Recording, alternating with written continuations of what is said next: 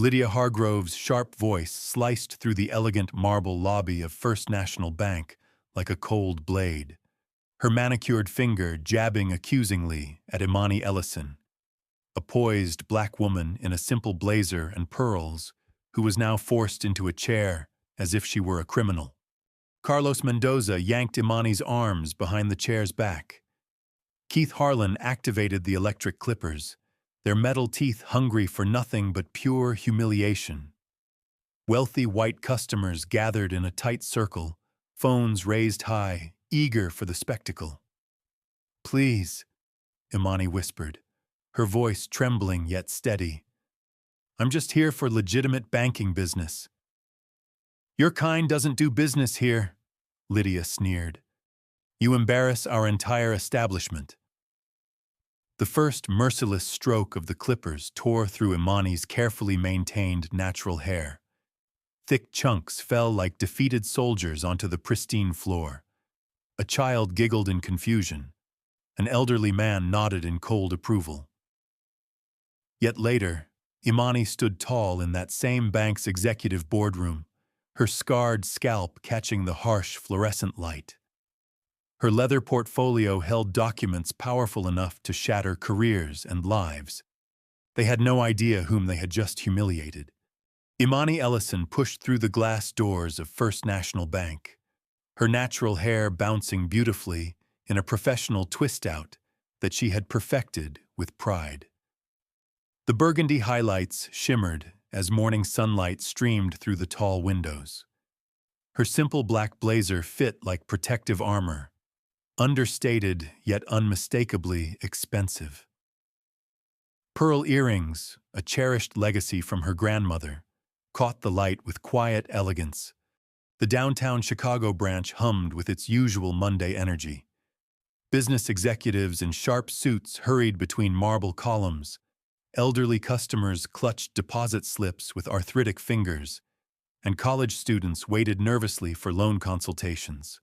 Imani approached the main counter, her custom leather portfolio, subtle monogram gleaming, tucked professionally under her arm.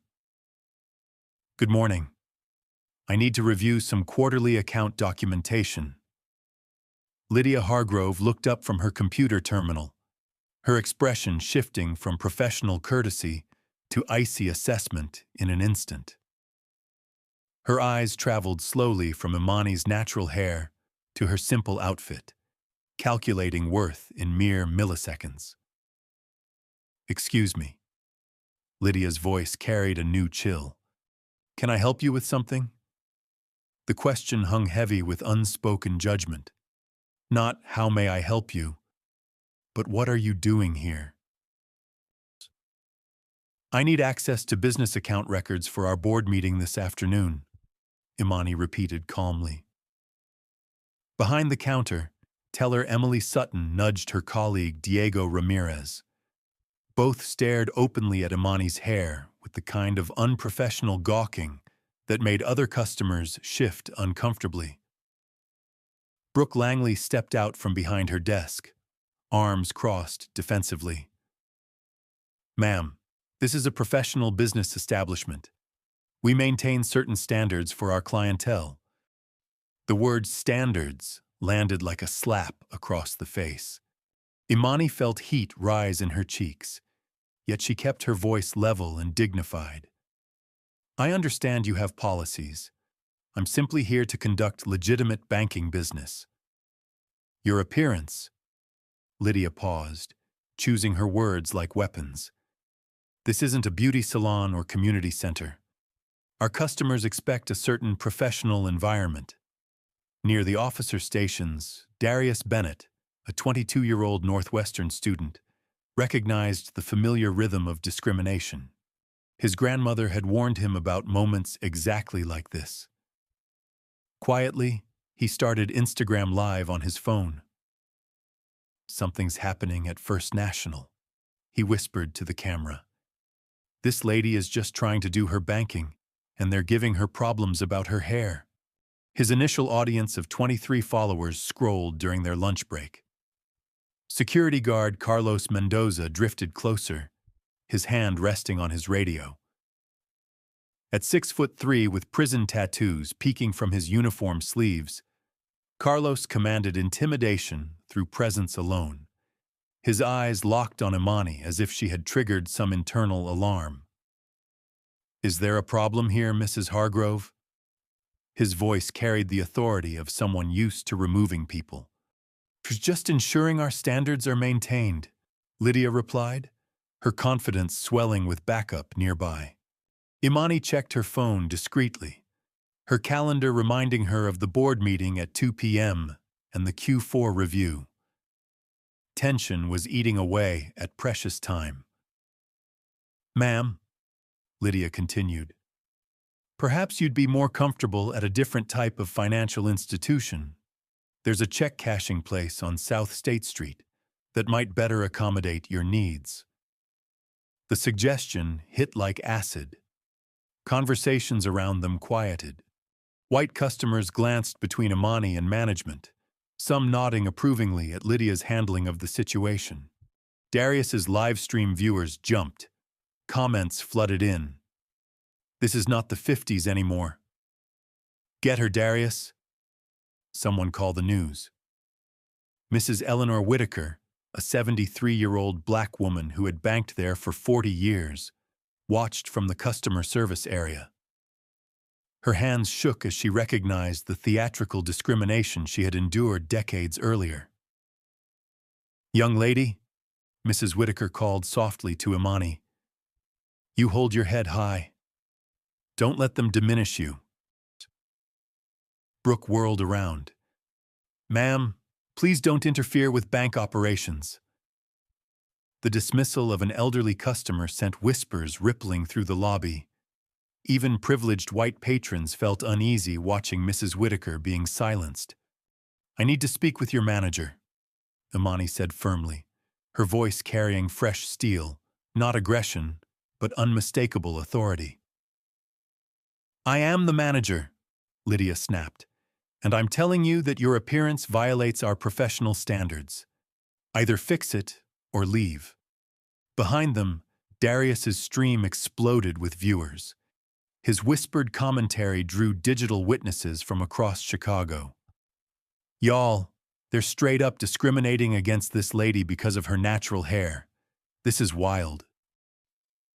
The collision of social media and old-school prejudice created electric tension. Lydia remained oblivious to the digital documentation building around her. From the executive offices, Regional Manager Keith Harlan emerged, a 48-year-old former college football player whose expensive suit could not hide his working-class origins. Keith had clawed his way up through ruthless adherence to traditional values and saw threats everywhere. "What's the disturbance?" His voice boomed across the marble floors. "This individual refuses to comply with our appearance standards," Lydia reported like a soldier delivering intelligence. Keith sized Imani up in seconds. Black, professional but not wealthy-looking, natural hair, simple clothes. In his mental calculation, she represented everything threatening about changing demographics and shifting power structures.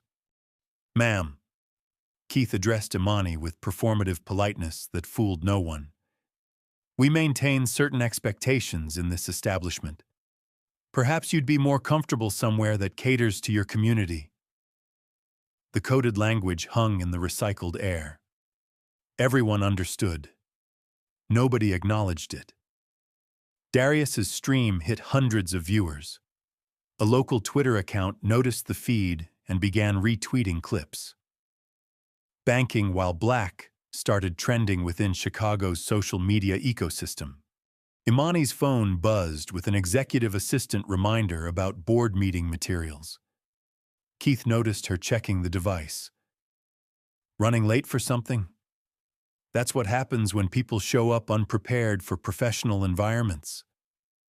His assumption that she was some low-income customer scrambling to handle basic banking revealed the prejudice fueling every interaction. "Sir, I'm simply trying to conduct business," Imani replied. "I have proper identification and legitimate banking needs." Your attitude is becoming disruptive, Keith declared.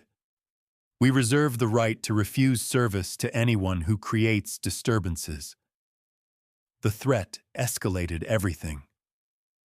Carlos positioned himself directly behind Imani, close enough that she could smell his cologne mixed with morning coffee. Other customers began recording discreetly, sensing history unfolding. Imani's documents waited inside her portfolio: CEO identification, board meeting agenda, quarterly reports, executive memos, but the revelation felt premature. Let them show their true nature first. Final warning, Lydia announced loudly enough for the entire lobby to hear. Comply with our standards or leave immediately. We will not tolerate disruption of our business environment. Imani stood surrounded, Keith blocking her front, Lydia commanding from the side, Carlos looming behind. Customers watched, phones recorded, social media documented. She appeared trapped, exactly where they wanted her. But appearances, as they would soon learn, could be devastatingly deceiving. The stage was set for something none of them expected: the point of no return. Keith's jaw tightened as he studied Imani's defiant posture. Professional courtesy had been exhausted. Lydia? This individual clearly doesn't understand respectful behavior in a business environment. His voice carried the cold authority of someone accustomed to absolute compliance. Perhaps we need to provide some hands-on education about appropriate professional appearance. Brooke's eyes brightened with predatory excitement. She had been itching for this moment, the chance to put an uppity customer in her place while an audience watched. Carlos, Keith continued, his tone as casual as ordering coffee. Go get the grooming supplies from your office. Sometimes people need visual demonstrations of what professional standards actually look like. The security guard hesitated, his hand hovering near his radio. Sir, are you certain we should... Did I ask for your opinion? Keith's voice cracked like a whip across the marble floors. Get the clippers now. Darius's live stream exploded as viewers grasped what was unfolding. His follower count surged in seconds, comments flooding faster than he could read them. No way, he whispered into his phone. They're not actually going to... This is insane. Carlos returned from the security office carrying electric clippers, the same ones used for trimming bulletin board displays. The weight felt wrong in his hands, but Keith's glare erased any remaining resistance. Bring that chair over here, Lydia commanded, pointing to a leather seat from the customer consultation area. She dragged it into the lobby center like preparing a stage for a performance. The scraping sound echoed off the cathedral-high ceilings, drawing every eye in the building. Conversation stopped. Business transactions paused. The entire bank focused on the unfolding drama. Sit down, Lydia ordered Imani, her voice dripping with theatrical authority.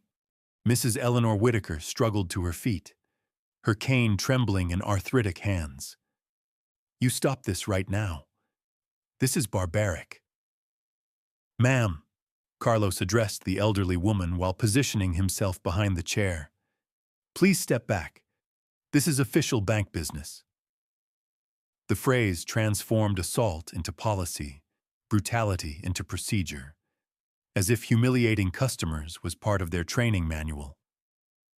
Imani remained standing, her dignity intact despite the circling predators. This is completely unnecessary. I can leave if that's what you prefer.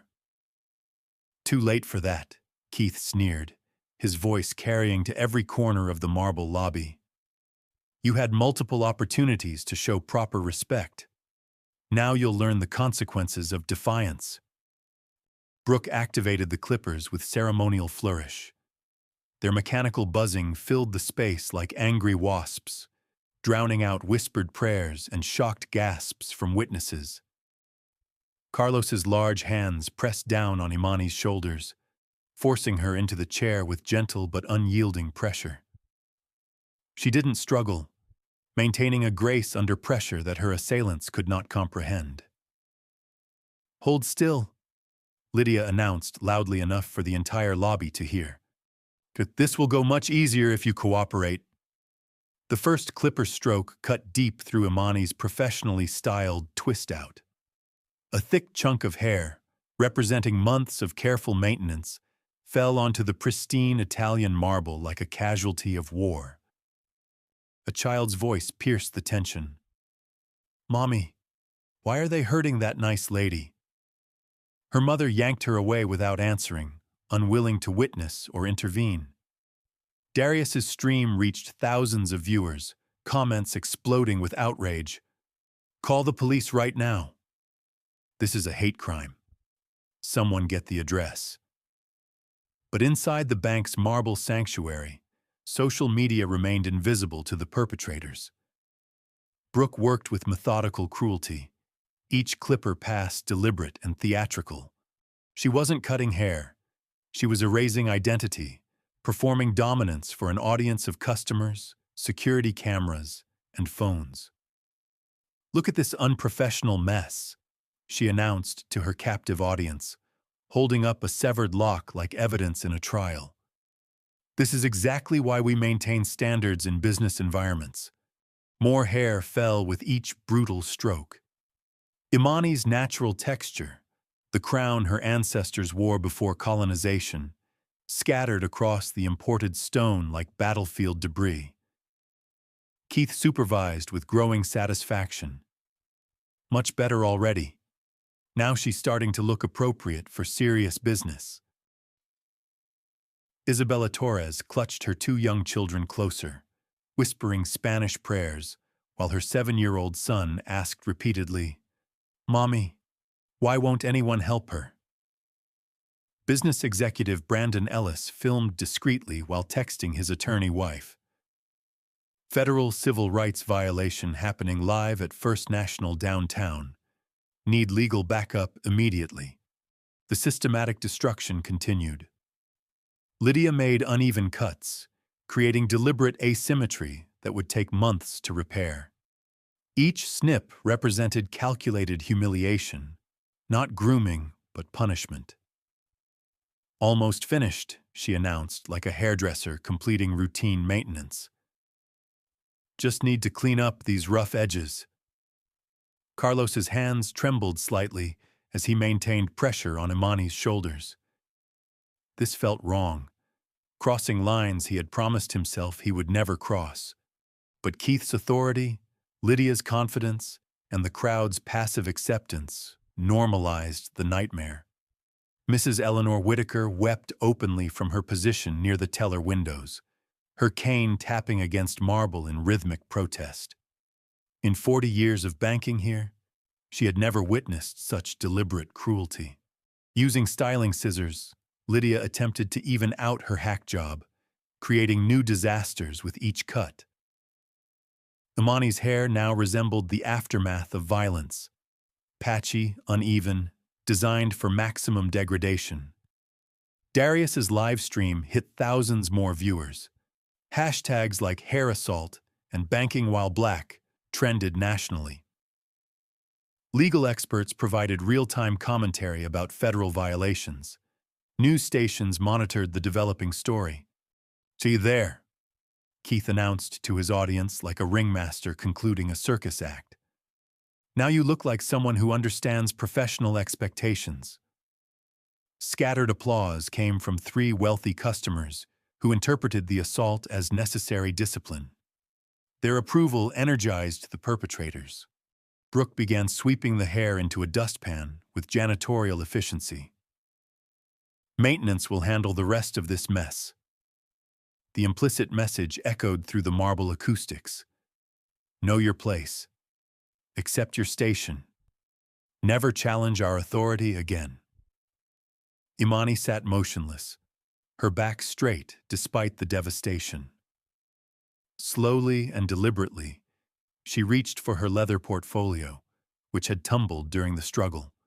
The lobby fell eerily quiet, except for Darius whispering to his growing audience, Mrs. Eleanor Whitaker sobbing softly, and children asking questions their parents could not answer. Keith basked in his perceived victory, chest puffed with righteous satisfaction. I hope this experience taught you appropriate respect for professional establishments. Perhaps next time you'll think twice before embarrassing yourself in public. Imani opened her portfolio with steady hands that betrayed no tremor of fear or defeat. Her hair lay in ruins around the chair, but her composure remained unshattered. For the first time, Keith noticed the portfolio's expensive quality. Genuine leather, custom monogramming, executive-grade hardware. A flicker of doubt crossed his features. "What's that supposed to be?" Lydia demanded, suspicious of any remaining dignity in her victim. "Some kind of complaint form." Imani removed a single document bearing official First National Bank letterhead, the corporate logo clearly visible to everyone within 10 feet. "Keith," she said quietly, using his first name with casual familiarity that froze his blood. "I believe you missed yesterday's executive memo about today's surprise branch evaluations." The paper rustled in her steady grip. Keith's face began draining of color as reality prepared its terrible approach. Darius's audience held its collective breath, thousands watching justice gather its strength. "You see," Imani continued, her voice carrying new authority that made customers lean forward in anticipation, "there's something important you don't know about my visit today." The live stream comments exploded with anticipation. The marble lobby waited for revelation. Everything was about to change. Imani's fingers moved with surgical precision as she extracted the first page from her portfolio. The First National Bank letterhead caught the fluorescent lighting, its corporate seal reflecting like a mirror across the marble floor. Keith squinted at the document, his brain struggling to process what his eyes were seeing. The words swam on the page: Quarterly Branch Evaluation Schedule, CEO Site Visits. "That can't be real," he muttered, more to himself than anyone else. Imani produced her executive identification card, thick plastic with embedded security features that caught light like a prism. The photograph showed her with the same professional hairstyle they had just destroyed. "Imani Ellison, Chief Executive Officer," she read aloud, her voice carrying across the silent lobby like a judge delivering a verdict. Brooks stared at the ID card as if it were written in hieroglyphics. That's not... You can't be." Carlos still held the clippers, his hand frozen mid-air like a statue. His eyes darted between the ID and Keith's face, seeking guidance that would never come. Mrs. Eleanor Whitaker gasped from her position near the teller windows. "Sweet Jesus," she whispered, her cane clattering against marble. "That's her. That's really her." Darius's live stream audience erupted. Viewer count exploded. Comments scrolled past faster than human eyes could follow. "She's the CEO.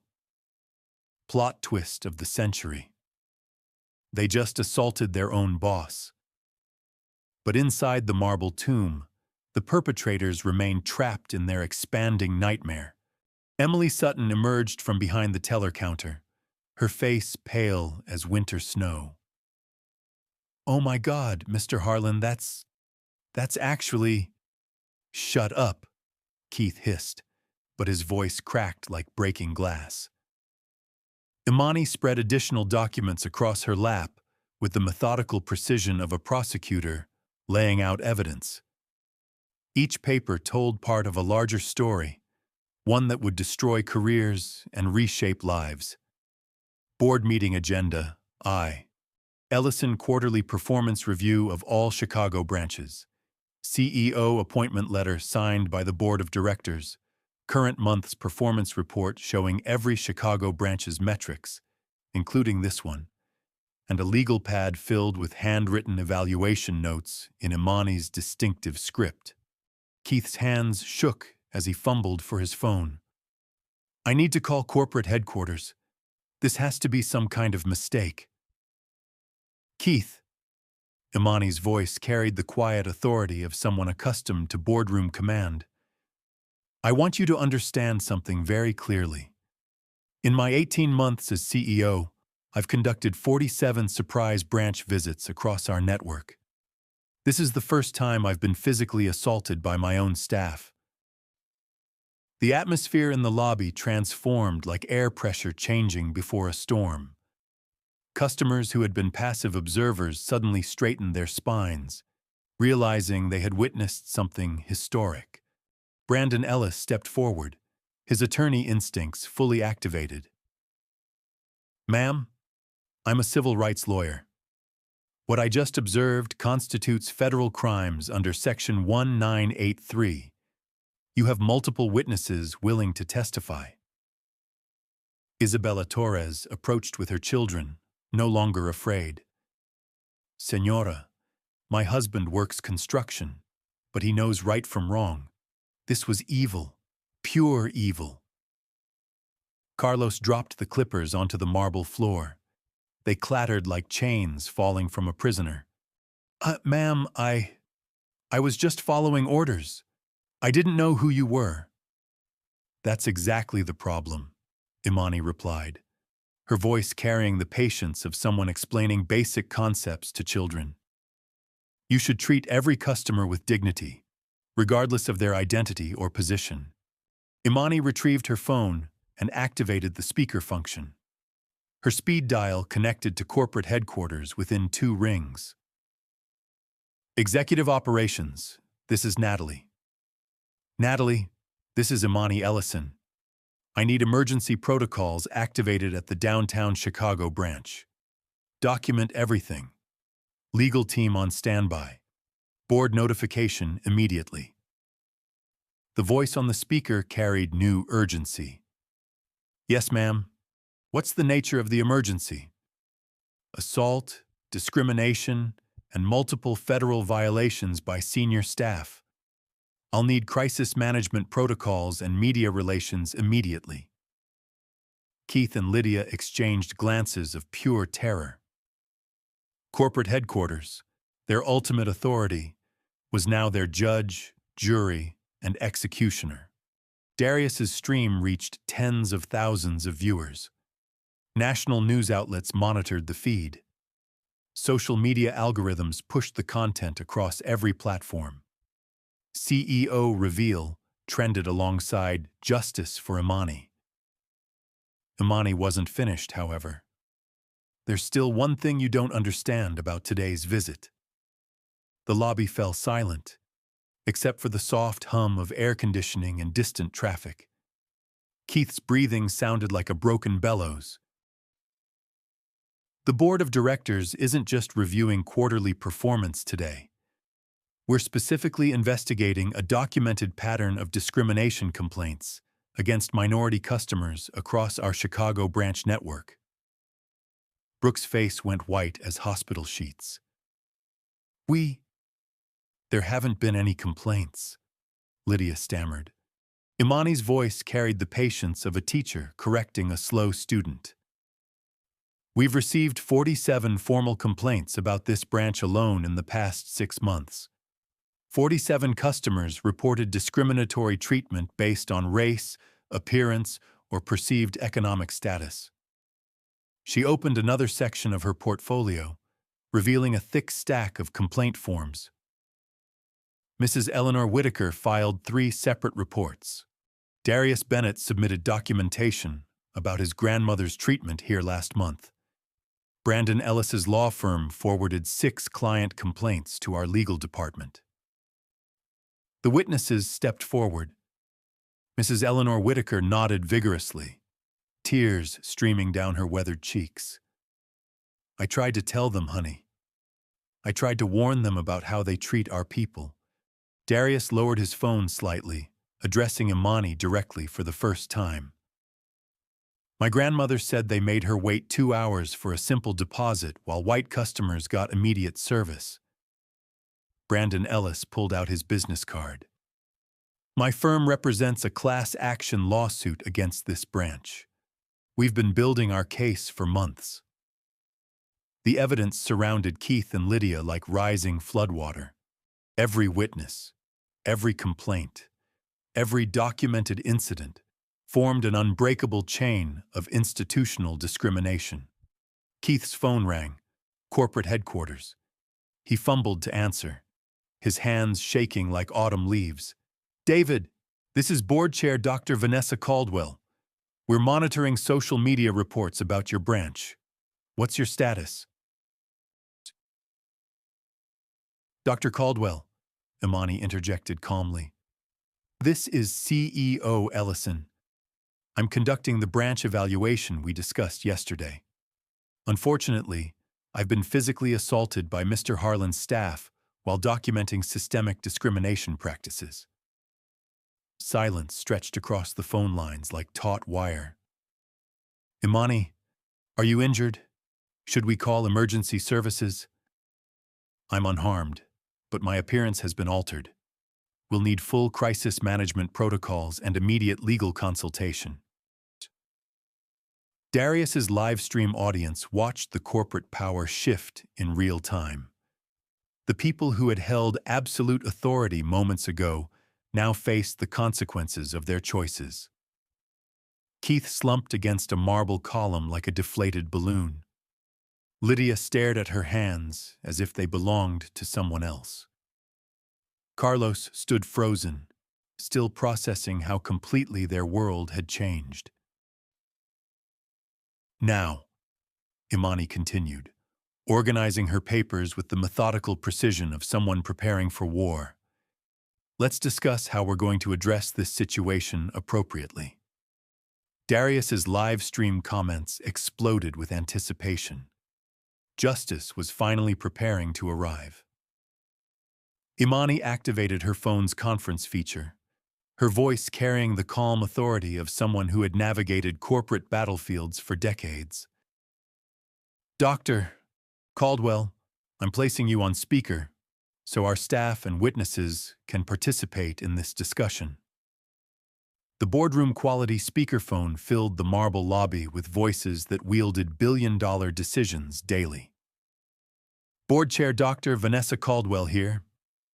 Director Trevor Langford and Director Sophia Lang are also present. Legal counsel Claire Donovan is joining us remotely. Imani, we're monitoring social media coverage in real time. The situation appears unprecedented. Darius's live stream climbed higher. Comments exploded faster than servers could process them. National news outlets assigned reporters. Cable news legal experts provided real-time analysis. Board members, Imani continued, her professional demeanor unshaken despite her destroyed appearance. You're now hearing live audio from our downtown Chicago branch evaluation. What you're about to learn represents systematic failures requiring immediate corporate intervention. Keith pressed himself against the marble column like a trapped animal. Sweat beaded across his forehead despite the building's climate control. His expensive suit could not hide the fear radiating from every pore. Brooke stood frozen near the customer service area, her manicured hands trembling as she processed the magnitude of her mistake. The clippers lay scattered on the marble floor like evidence at a crime scene. Imani opened her performance reports with surgical precision. Each statistic calculated to destroy careers and reshape institutional culture. This branch generates $47.2 million in annual deposits, representing 12% of our Chicago metropolitan market share. We maintain 3,847 active business accounts with a combined asset value exceeding $2.3 billion. Her voice carried across the marble acoustics with crystal clarity. In the past 27 minutes, Your staff has physically assaulted me while live streaming to tens of thousands of viewers across multiple social media platforms. Director Langford's voice crackled through the speaker with growing urgency. Imani, our stock monitoring systems are showing immediate market impact. Share price down 4.7% and falling. Can you confirm the assault allegations for our legal team? Confirmed and documented. I was physically restrained while staff used electric clippers to cut my hair without consent. Multiple witnesses present, including customers, security cameras, and continuous digital documentation, streaming live to tens of thousands of viewers. Legal counsel Donovan interjected. This constitutes federal civil rights violations under Section 1983, potential criminal assault charges, and massive corporate liability. We need immediate damage control. Board Chair Caldwell's voice hardened like cooling steel. Imani, identify the specific individuals involved so we can take appropriate action. Imani's eyes moved across the lobby like a prosecutor identifying defendants. Branch Manager Lydia Hargrove initiated and performed the physical assault. Regional Manager Keith Harlan authorized and supervised the action. Security guard Carlos Mendoza provided physical restraint, enabling the attack. Each name landed like a judicial sentence. Lydia's face went ashen as her career ended in real time. Keith gripped his phone so tightly, his knuckles showed white against tan skin. Carlos stared at the floor, understanding his professional life was dissolving before his eyes. Mr. Harlan's region shows a 23% decline in minority customer retention over the past 6 months, Imani continued, consulting her detailed evaluation notes. Mrs. Hargrove's customer satisfaction scores averaged 2.1 out of 5 among black customers, compared to 4.6 among white clientele. She flipped through additional documentation. Mr. Mendoza has 3 documented discrimination incidents in his personnel file, including complaints filed by customers Mrs. Eleanor Whitaker, Darius Bennett's grandmother, and attorney Brandon Ellis's clients. The statistics built an unassailable case. Numbers didn't lie, make excuses, or plead for mercy. Director Lang's voice carried the urgency of someone watching millions evaporate. Imani, our share price has now dropped 6.2% since social media coverage began. High-frequency trading algorithms are triggering automatic sell-offs based on sentiment analysis. Darius whispered to his tens of thousands of viewers, "Y'all, they're losing millions of dollars by the minute because of this live stream. This is real-time corporate consequences." J.P. Morgan Chase released a statement offering immediate account transfers with waived fees for any First National customers. Bank of America launched a social media campaign about inclusive banking practices, positioning themselves as ethical alternatives. Customer service updates poured in with devastating numbers. Immediate account closure requests at unprecedented rates. The hashtags Banking While Black and Justice for Imani drove significant customer flight across all Chicago branches. Preliminary numbers show 47 account closures in the past 30 minutes. Combined asset value $122.3 million and accelerating. Imani shifted into her corporate law background, each violation precisely categorized for maximum legal impact and institutional accountability. Federal violations included Equal Credit Opportunity Act infractions, Title VII Workplace Discrimination, Americans with Disabilities Act considerations regarding assault victims, and civil rights violations under Section 1983.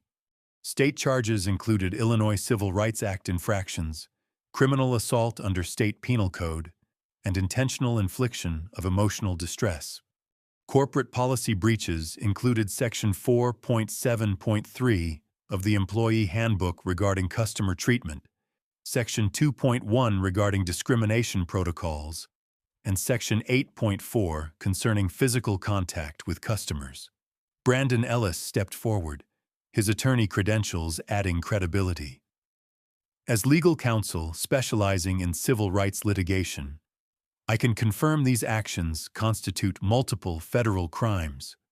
Based on recent precedents in similar corporate discrimination cases, civil damages could exceed $10 million before punitive awards. Keith's phone slipped from trembling hands, clattering against marble like breaking bones. The sound echoed through the lobby's cathedral acoustics.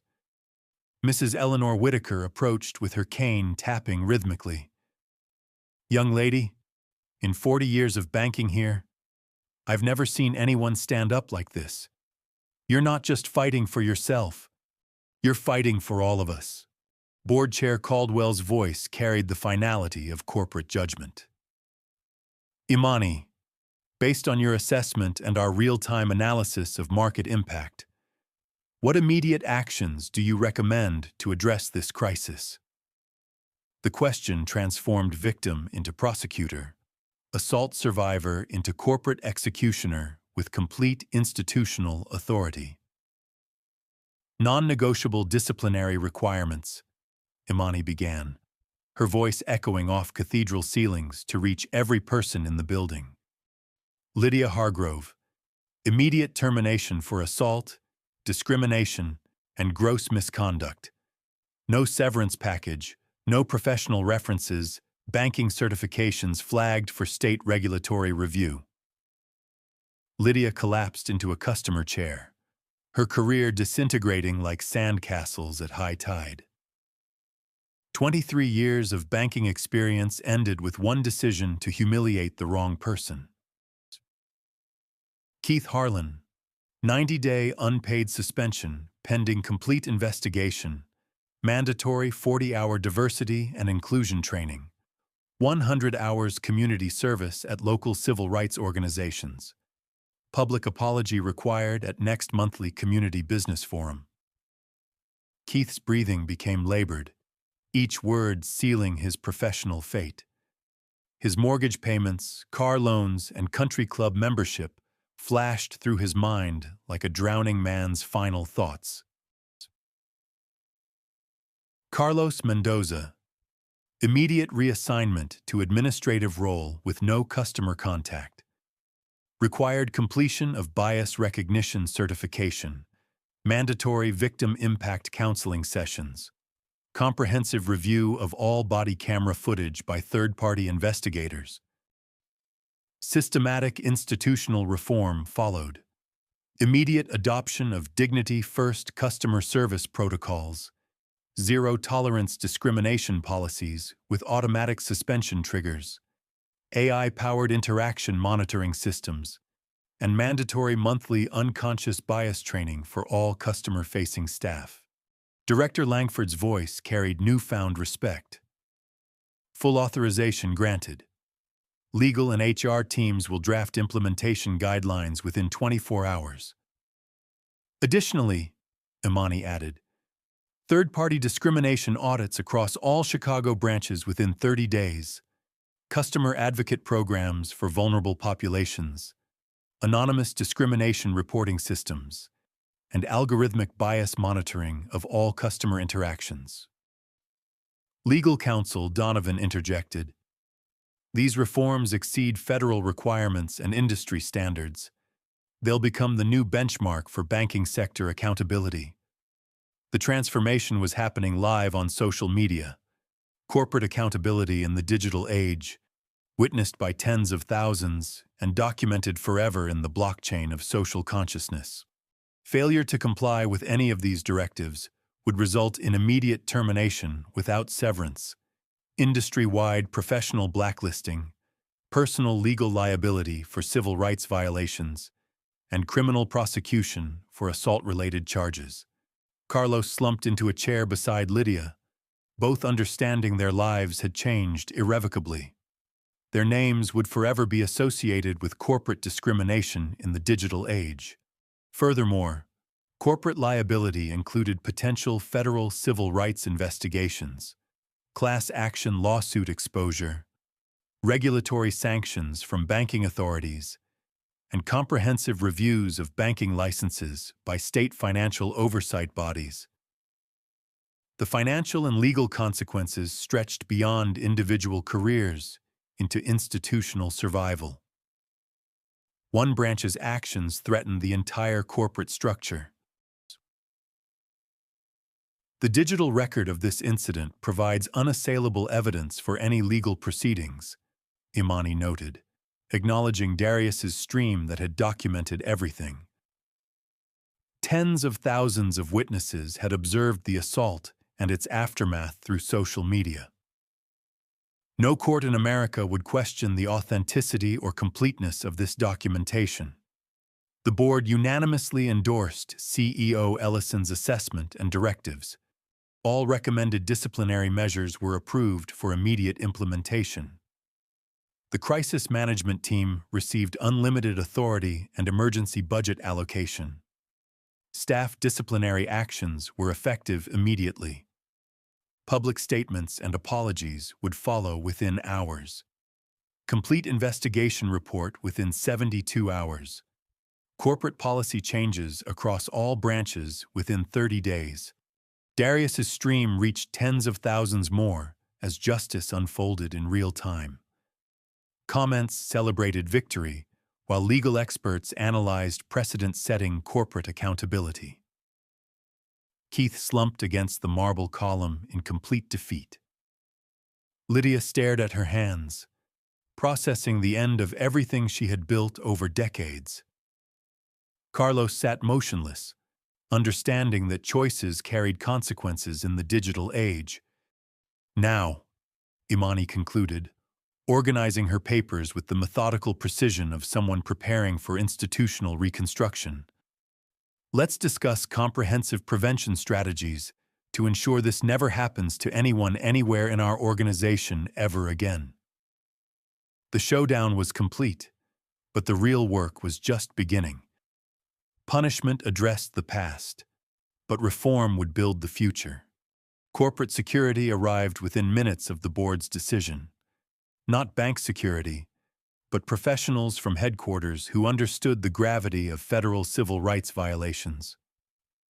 Lydia Hargrove was escorted from the building like a common criminal. Her 23 years of banking experience reduced to a cardboard box of personal belongings and a lifetime ban from the financial industry. The woman who had wielded clippers like weapons now faced unemployment, legal liability, and professional disgrace. "Miss Hargrove," the lead security officer announced formally, "you're required to surrender all bank property, access cards, and client information immediately. Legal counsel advises you to secure independent representation for pending civil and criminal proceedings." Lydia's hands shook as she cleaned out her desk drawers. Photos of her daughter's graduation, awards for customer service excellence, commendations for community involvement, all meaningless now. Her banking certifications would be flagged by state regulators. Her professional references evaporated. 23 years of career advancement destroyed by 20 minutes of cruelty. Keith Harlan received 90 days to contemplate his choices. Unpaid suspension meant mortgage payments from savings, explaining to his wife why their country club membership was canceled, watching colleagues avoid his calls. The man who had authorized assault now faced financial uncertainty and professional isolation.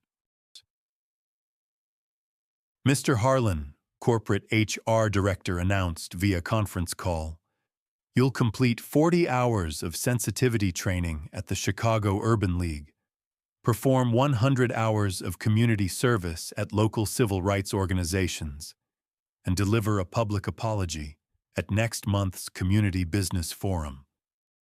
Failure to comply results in immediate termination." Carlos Mendoza faced the hardest reckoning of all.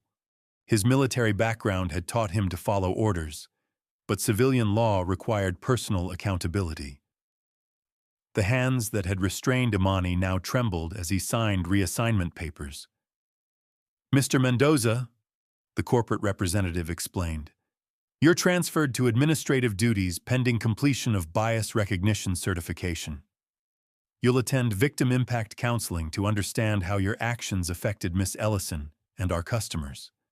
Mrs. Eleanor Whitaker approached Carlos with her cane tapping against marble. At 73, she had witnessed enough injustice to recognize genuine remorse. "Son," she said quietly, "you made a terrible choice, but choice means you can choose differently next time. Don't waste this opportunity to become better." Carlos nodded, unable to speak. Her forgiveness hurt more than condemnation would have. Imani activated her laptop in the branch manager's former office, now serving as temporary command center for institutional transformation. Her scarred scalp caught the fluorescent lighting as she worked, each patchy section reminding her why change was necessary. The Dignity First protocol launched across all 247 First National branches within hours. Every customer interaction would begin with respect, not assessment of worth based on appearance, accent, or perceived economic status. AI-powered bias detection systems would monitor every customer interaction. Real-time alerts would notify supervisors of potentially discriminatory language or behavior patterns. The technology was revolutionary. Algorithms analyzed voice stress, conversation patterns, wait times, and service quality differences between customer demographics.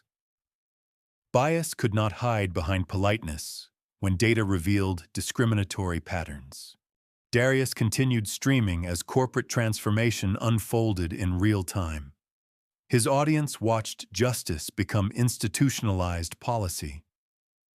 "Y'all, this isn't just punishment," he explained to his followers. "She's literally rebuilding how banks treat people. This is systematic change happening live." Every First National employee would complete 16 hours of cultural competency training within 30 days. Not corporate videos about avoiding lawsuits, but intensive workshops led by civil rights organizations, community leaders, and discrimination survivors. Monthly unconscious bias sessions would be mandatory. External facilitators would help identify and address prejudices that affect customer service quality. The training included virtual reality scenarios, experiencing discrimination from the victim's perspective. Employees would literally walk in their customers' shoes, understanding how casual prejudice felt when you were the target. Community liaison programs connected each branch with local minority organizations. Bank employees would volunteer in the communities they served, breaking down barriers through personal relationships rather than institutional mandates. Brandon Ellis worked with Imani's legal team to establish precedent-setting accountability measures. The incident would become a case study for federal civil rights enforcement and corporate responsibility in the digital age. "We're establishing the Ellison Protocol," Brandon explained to gathered reporters.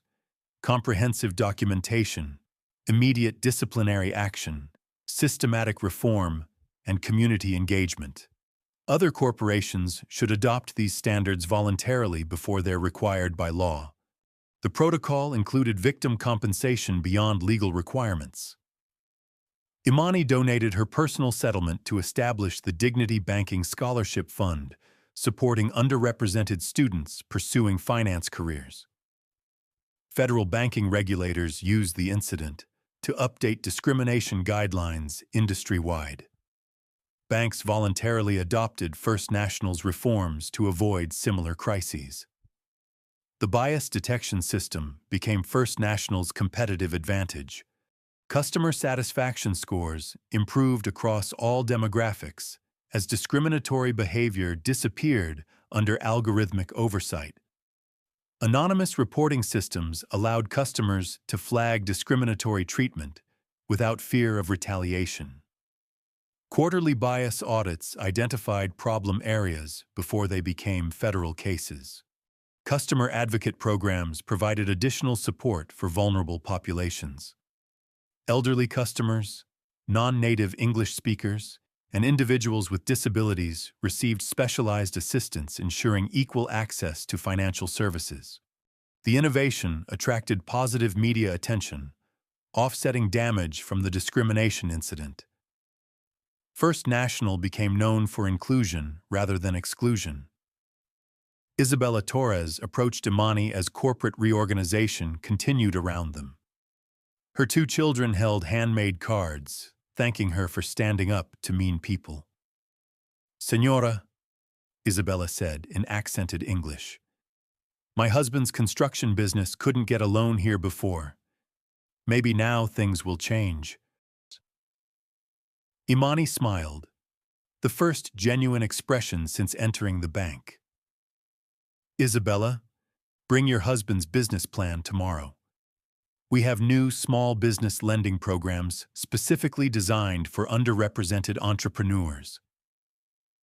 The $2.3 million Minority Business Loan Initiative launched within weeks. Local communities that had been excluded from traditional banking found new opportunities for economic advancement. Mrs. Eleanor Whitaker became the program's first success story. Her grandson's food truck business, previously rejected 3 times, received startup funding under the new equity lending protocols.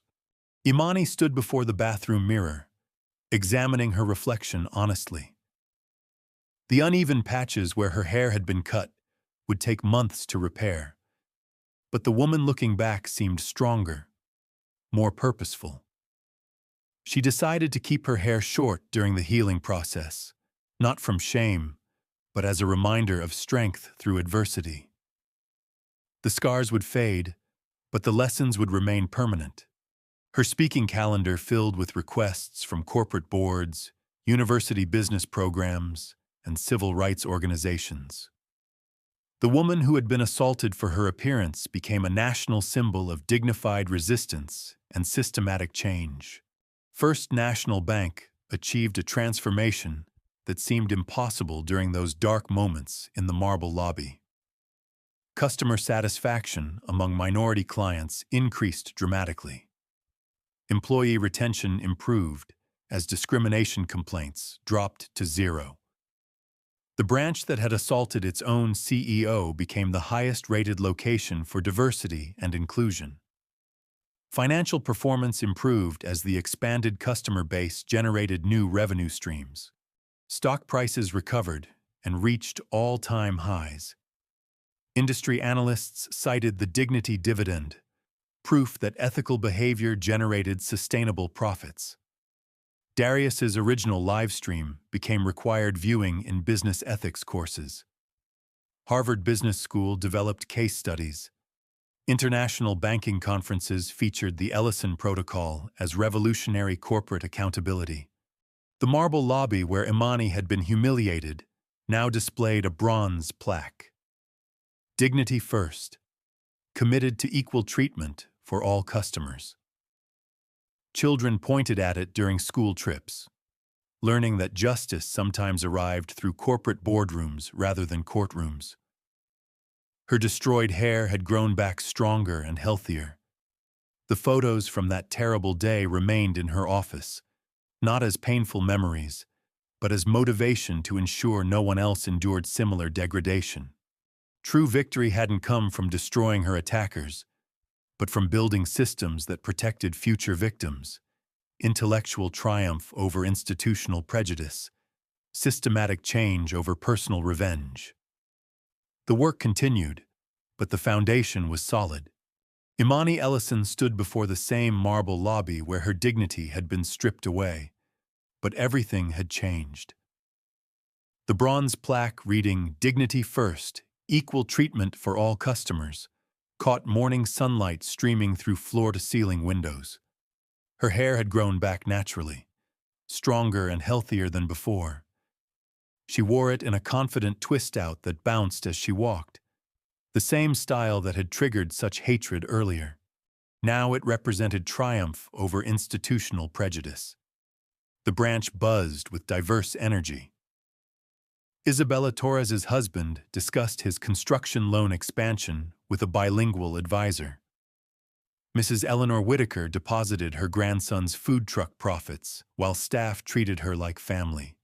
Darius Bennett opened his first business account, live streaming the positive experience to followers who had watched his original documentation of injustice.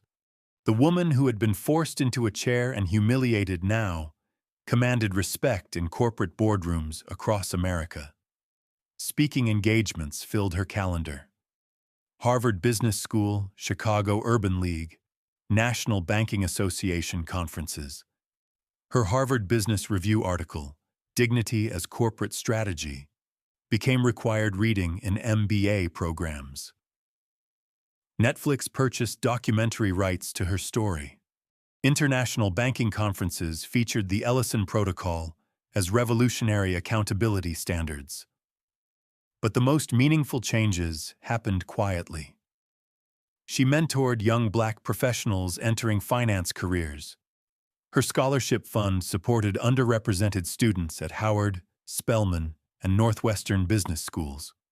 The photos from her assault remained framed in her office, not as painful memories, but as reminders that individual courage could create institutional transformation. Societal impact and cultural shift followed. First National Bank became the gold standard for inclusive banking. Customer satisfaction among minority clients soared. Employee diversity increased as the company attracted talent seeking meaningful work environments. Hundreds of banks voluntarily adopted similar dignity-first policies to avoid their own viral disasters. Federal regulators updated discrimination guidelines based on Imani's case. Business schools taught corporate accountability using her systematic response as the template. The original live stream reached millions of views across platforms. Dignity First became a global movement extending beyond banking into retail, healthcare, and education. Corporate America recognized new standards for crisis management and social responsibility. Local Chicago communities that had been excluded from traditional banking found new economic opportunities. Minority business loan applications increased sharply. Small entrepreneurs who had been rejected for decades suddenly accessed capital for growth. The branch where discrimination once flourished became a model for community investment. Financial literacy workshops served underrepresented populations. Mobile banking units reached areas with limited access. Partnerships with HBCUs created internship pipelines. Children on field trips pointed at the bronze plaque, learning that justice sometimes arrived through persistence and strategic thinking, rather than violence or revenge. Imani's transformation of personal humiliation into systematic change proved that dignity is non-negotiable. When institutions fail to protect human worth, individuals with courage and strategy can create lasting justice benefiting everyone. True power lay not in destroying opponents, but in building systems that prevented future victims. Her response demonstrated how intellectual victory over institutional prejudice creates more sustainable change than retaliation or revenge. Your voice matters. Have you witnessed or experienced discrimination that made you question your worth? Share your story in the comments below. Your voice matters. Your experience helps others find strength. Your courage could be the catalyst someone needs to demand the dignity they deserve. If this story moved you, share it with someone who needs to remember their power. Tag a friend in customer service, management, or corporate leadership. Sometimes we need reminding that treating others with dignity isn't just morally right, it's smart business. Subscribe for more accounts of resilience, transformation, and triumph over adversity. Hit the notification bell to join our community where every voice is valued, every story matters, and every subscriber helps us reach someone who needs hope. Join our weekly Thursday discussions exploring real solutions to workplace discrimination. Together, we're building a world where everyone's dignity is protected and respected. Because your story could change everything.